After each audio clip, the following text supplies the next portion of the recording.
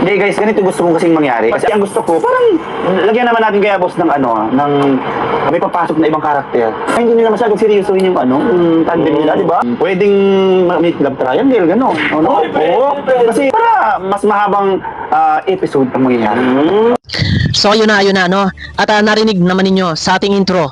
Ito ay suggestion or yun yung naiisip niya na idea niya, na-suggest niya kay Kalinga Prab ang patungkol dito sa My Chris na kumbaga yung mga viewers ay gusto niya na ma-save dun sa sila ay masyado nang napupokus nahuhumaling sa love team. Ang iniisip nila ay sana magkatuluyan pero ang hindi nila alam na ito ay tandem lang. Pero ayun na nga isa pa nga doon ay doon nagmumula yung bashing, konting kibot, konting problema, ang tambak na si kay Kalinga Prab. So doon may concern si Beshi at sinasabi nga niya na para ay maiwasan na kasi before nangyari na nga, sabi nga ay nababas daw. Pero narinig naman ninyo sa intro. Iyon naman ay suggestion niya lang. Pero baka nakakalimutan ng iba. Dito po may paliwanag si Kuya July. Baka nakakalimutan at ano nga ba ang My Chris? Tandem o love team? Yun. Ang kay Beshi, ito ang sabi ko ay dapat nga daw ay kung maaari naman, kung pwede lang. Kung si Kalinga Prab pa rin naman talaga ang magdidesisyon doon. Ito ay naisip lang ni Beshi na sa ganun maiwasan yung sobrang pangbabas at yung sobrang tiwala ng mga supporters, viewers sa My Chris na baka nag-expect sila, baka umaasa sila na ito ay mauuwi sa pag-iibigan gayong ito ay tandem, teamwork. Ito na, ano po, pasensya na sa ating thumbnail. Ito, yan, nakita nyo naman sa ating thumbnail. May isang boy na pogi-pogi. Ano kaya ang mararamdaman? Hindi kaya lalong magkagulo. Kung merong tandem, hindi kaya magkagulo.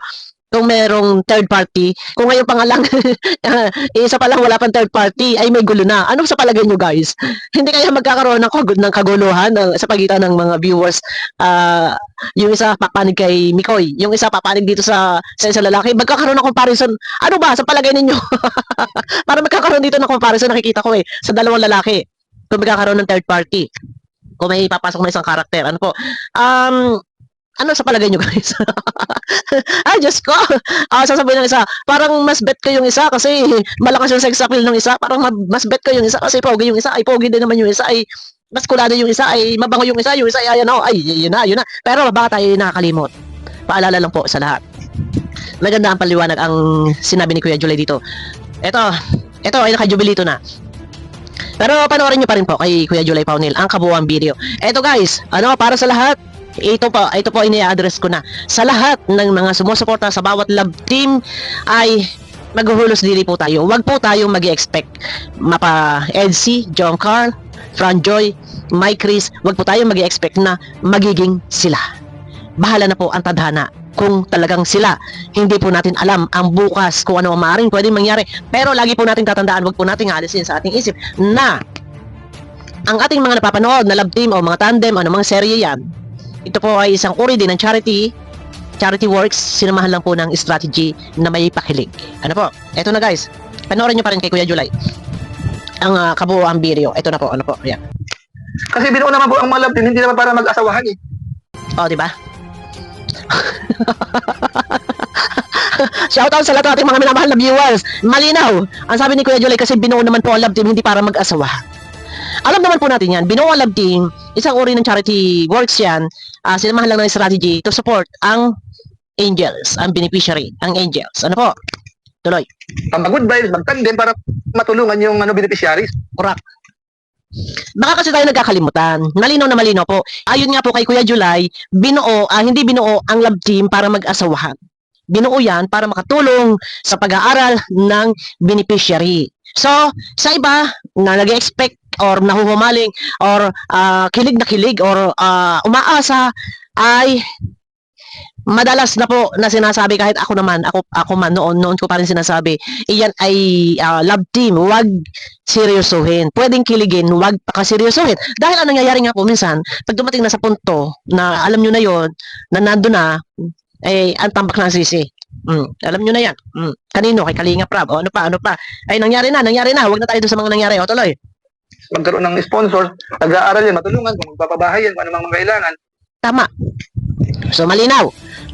Ano po, malinaw, hindi po yan binuo para sila ay mag-asawahan. Nagkaroon lang ng mga love team to support beneficiary. Magkaroon ng sponsor o ano pa man yan para sa kanilang pag-aaral. Malinaw po, nagkakaintindihan po ba tayo? Para po sa kaalaman ng lahat, kung ito man po sakali ay magkaroon po ng third party ayon po sa idea o suggestion ni Beshi, wala pong masama doon. Wala pong masama doon. Kung alin yung mas papatok or mas maganda ang kwento o tema ng kwento ng serye, para sa akin, doon tayo. Kung mas papatok, iyon, mas pagkakaguluhan nyo, kaya nga lang ang mangyayari nito, baka pagkagulo-kagulo, ay iba ng kagulo, viewer sa viewer. Tuloy. Matulong. Yan bang intention, hindi para mag-asawahan. Tama. Pasensya po sa mga sumusobra kasi yung iba eh. Tama. Pasensya na. Yung iba, totoo yun, sumusobra po yung iba. Nag-expect. Umaasa, o yung iba sinasabi nila magjowa na, o yung iba sinasabi nila ganito gano'n na magjowa na, madikitan lang ng isang K-boys, iba na agad ang iniisip ng iba. Kahit friends naman, kuya-kuya, yung mga K-boys, ang iniisip naman ng viewers, madikitan lang, ay kung ano na, masyadong mga sensitive. Wag po tayo doon. Ano po, ito naman po ay balancing pagre-reaction. Ano po, o tuloy. Nakakita nang nag-support ng business, mag-asawa na agad eh. Pasensya po kayo yung gusto po ninyo eh. Kaya doon nagkakabulilya sa tayo eh. Pagka dumating na po sa point na hindi pala po pwede, nagre-rebelde na tayo, bashers na tayo. Yun. Kapag dumating na sa punto na meron silang hindi nagustuhan or ano pa man yan, ganito, ganon, basher. Tambak na ang sisi, ay Kalinga Prab. Ano po? Yan, umuuga ang ating gawa ng electric pan. So, malinaw na malinaw po, ang sinasabi ni Kuya July ay hindi binuo, hindi ginawa ang love team or tandem para mag-asawahan. Dapat hindi po natin yan aalisin sa ating mga isip. Ano po? Ito po ginawa para masuportahan, makatulong ang Kalingap sa beneficiary o sa Kalingap Angel sa paraang nagkakaroon ng good vibes na mapapanood ninyo, mga tandem, love team, iyon lang po, yun ang isang uri pa rin po ng charity works, sinamahan lang ng strategy. So ang purpose doon, ang layunin noon ay kumbaga may matuwa, mga good vibes, andyan, nag-support, may makakuha ng sponsor, iyon po yun. So ngayon, doon tayo. Stop ka muna to, panoorin niyo po kay Kuya July ang kabuuang video.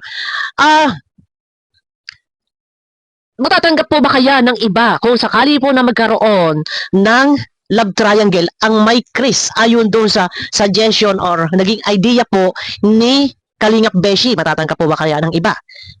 Sa mga malawak ang pangunawa at ang iniisip ay ang kapakanan o yung layunin ng Kalingap na makatulong sa beneficiary sa paraang good vibes. Kung malawak ang pangunawa ng iba, tanggap nila. Pero kapag yung iba masyado makasarili at umaasa na magkatuloy yan si Mikoy at saka si Krista, pero ang hindi nila alam, ito ay isang uri lang ng love team. Huwag po tayo lalagpas sa boundaries. Pwedeng kiligin, huwag lang pakaseryosuhin. At pagdating ng bandang huli, ay ayun na. Ano po? So, kung magkakaroon ng love triangle, na ito yung inalmahan ng mga viewers ng My Chris, itong inalmahan si Kalingap Beshi, wala pong masama doon. Kasi ang kay Kalingap Beshi, iniisip din niya po ang kapakanan din po ni Kalingap Prab na wag na maulit po ang mabas. Kasi sabi nga po ni Kalingap Beshi, may mga basher na nanggagaling sa My Chris. Pero before, nabanggit naman din po niya, before pa kasi may nababas. So in general na to, sa pangkalahatan na yan nababas. So yun nga lang na pangalanan ng My Chris. Pero ay meron naman din po talaga sa My Chris. Hindi naman po lahat basher. Paglilinaw lang po, hindi po lahat. May ilan. Yun. Pero kung hindi naman po kayo, huwag niyo po i-claim yun. Ano po? Walang masama. Kasi concern si Beshi. Ang sinasabi nila, si Beshi daw po ay bida-bida. Napakaingay daw po, napakaligalig. Correction po. Ang karakter po ni Beshi is bakla-bakla. Iyon po yung karakter niya. Mga taratita, ay Diyos ko, Ginoo, ay Diyos ko. Ano ba yan? Minsan nagwiwig. Ayan po ang karakter niya. So, hayaan na lang po natin. Kung ayaw po manood ng iba, ay wala po magagawa. Pero yung iba po, ay kalmahan lang po natin. At wag po tayo masyado, sabi nga ng iba, masyado daw OA si Beshi. Wag po tayong ganun. Mas maganda nga po yun na magbakla-baklaan at mag-arte-artehan ng salita kaysa naman po na mang-away, mang-bas, or mang-real talk. Ano po? So, ayun. Ano kaya mararamdaman ng ang mga minamahal na viewers, lalo ng mga makamay Chris? Kung sakali man po, isang halimbawa na meron akong ginawa, na ayan po yung love team, mayroong third party, ay takbo! Pero wala po tayong magagawa. Kasi si si Krista ay hindi po nakatali kay Mikoy at si Mikoy ay hindi po nakatali kay Krista. Ayan po ay tandem. Ano po, tandem, tandem. Kung nauwi man po sa anumang mga pagod vibes, so umpisa pa lang po yan, sinabi na po na yan po ay tandem, hindi po huli ang Kalingap sa pagpapaalala, lalo na sila Kalingap Rab. So wala naman po problema kung lagyan po yan ng Kalab Triangle. Kung saan po mas may kung saan mas maganda ang tema, mas papatok at mas kabang-abang ang tema ng kwento ng kanilang tandem ay wala naman po problema yon. Ano po, ay kung maraming basher, ay mas patok.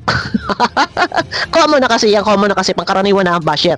Kaya normal na yan, common na. Pero alalay, ang mga basher, tatandaan po natin, ano po, hindi po porkit ilalab team or magkakaroon ng love triangle ay ikagagalit ninyo, maghuhuramentado kayo, mambabas kayo. Pag hindi niyo nagustuhan, basher ang kinalabasan nyo, ay hindi po tama. Sabi ko nga, hindi po tayo pwede manguna-nguna sa director. Pero kung meron naman po nagsasuggest at ito naman po ay sa tingin naman natin ay pwede rin. Pwede.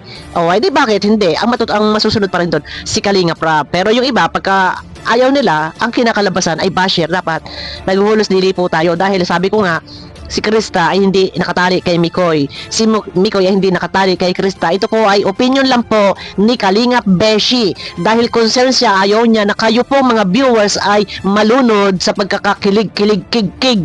Oh. Masyado kayong malunod sa kakiligan na alam naman natin na ito ay tandem or sabi na natin love team-man. Oh, pero ang nangyayari nga po bandang huli ang ending, si Kalingap Rab pa nagiging masama. Kaya ang gusto naman po ni Kalingap Beshi ay itwist na ang kwento. Nang sa ganon, bandang huli, kagaya may sinasabi, si Mikoy daw may asawa, si Mikoy daw ngayon. Tapos bandang huli, magagalit sila kay Mikoy, ganyan. Ang ending kay Kalingap Rab, tambak ang sisi. Pero mas maganda, yung naisip ni Beshi na itwist na ang kwento. O, kung sino ang pipiliin, ang ending, kung sino ang magwawagi, magtatagumpay. Kung sino ang magtatagumpay, edi, dalaga naman si Krista. Kung sino ang makakatuluyan talaga niya, hindi naman po natin alam talaga ang kapalaran. Bahala na ang tadhana. Ano po? Yun lang naman po ay suggestion po ni Kalingap Beshi. Pero hindi po natin dapat i-vast kasi alam nyo na ang kwento, ang tema, tandem, love team, good vibes. Hindi po dapat tayo hahantong sa sila mag-aasawahan o yung kabilang love team o magjowa na sila o yung isa o niloloko lang yung isa o yung isa yung ganyan wala po. kahit ba may jowa yung isang love team ay naman to ay alam naman natin na ito ay tandem lang, hindi naman seryosohan at hindi naman porket in-love team nga po ay mauwi sila ay mag-aasawahan. Ano po? Kahit po may asawa, kahit po may anak, na ayon sa mga nababalita at naririnig natin, ay wala naman po problema doon. Kasi alam naman po natin sa formula tandem, love team. Di ba? Iyon lang po, lawakan natin ang kaisipan, pero alam ko yung iba, huwag kayong masyadong nag-expect na magiging sila. Kung sila, salamat. Kung talaga sila nakatadhana. Darating ang tamang panahon, hindi natin alam kung kailan. Pero salamat. Pero kung kailan man yun, hari naway, nandyan pa rin kayo. Yun lang po yun. Ano po? Pero alam ko sa iba na nandyan, naka full support sa MyChris, alam kong ang inyong loob ay nahulog na sa MyChris, lagay ng inyong loob. Pero wag po, sabi ko nga wag mag-expect na magiging sila. Pero mas maganda, sabi nga ni Beshi, matwist na ang kwento. Pasukan ng ibang karakter, magkakaroon ng love team. Kaya lang, yun nga, kung yung iba ay may nasabi nga ni Kuya Jolie kanina sa live niya ay nasa 500 na yata nag-ansab. Pero hindi naman po kabasbas yun. Hindi naman ka-ansab-ansab si Beshi. Suggestion, opinion, kasi may sinasaalang-alang siya na huwag kayong malunod sa kakiligan. Huwag kayong malunod na kayo'y umaasang sila'y magkakatuluyan. Tandaan po natin, iyan po ay tandem love team. Pwedeng kiligin, wag lang pakaseryosohin. Yun, okay na po. Ano po, yun lang po. Ay, para naman sa akin, kung magkakaroon naman ng love team, no problem naman yun. Kung gusto naman din ng director, at ika nga ipo-force ng director yun, at baka doon magbubo, mas maganda. Pero kakibat na rin talaga ang bashing, ang basher. Normal na po yan. Ano? Kaya kay Kalingap Beshi, nabas man siya, normal po yan. Kung na-unsub man siya, normal po yan. Huwag po tayong mag-alala, wala naman po tayong kita sa subscribe. At saka hindi naman talaga balance ang nanonood sa atin. 'Di ba? Kahit anong laki ng ating subscriber, minsan ang ating views ay napakaliit, napakahina kasi nga lalo pa sa ngayon napakababa po ng recommendation po ni YouTube. Hari nawa po si YouTube ay after 1 week, naka 1 week na yata, ay medyo iangat-angat naman ni YouTube. Kahit naman sino, mapapansin nyo ang baba talaga ng recommendation ni YouTube. Ayun na, naghahaba tayo. Abangan nyo ko guys sa akin next video. Mega love shoutout. Pasensya na kayo sa thumbnail na ginawa ko. Isang halimbawa lang po yan. Ano mararamdaman nyo? Nga pala, kung halimbawa ganun. Pwede po kayo mag-comment yung iba. Happy ba kayo na magkakaroon ng third party o hindi? Mag-comment bakit? Or agree ba kayo na magkaroon? Type nyo lang, agree. Agree ako na magkaroon ng third party kasi yun, ganun, comment lang kayo. Yung isa, hindi ako agree, hindi ako masaya kasi yan lang, abangan nyo ko guys sa akin next video. Mega love shoutout po sa inyo lahat. Ang kabuuan video po ng ating ginamit ay mapapanood po kay Kuya July Faunil. Abangan nyo ko guys sa akin next video. Ayan, bye bye po.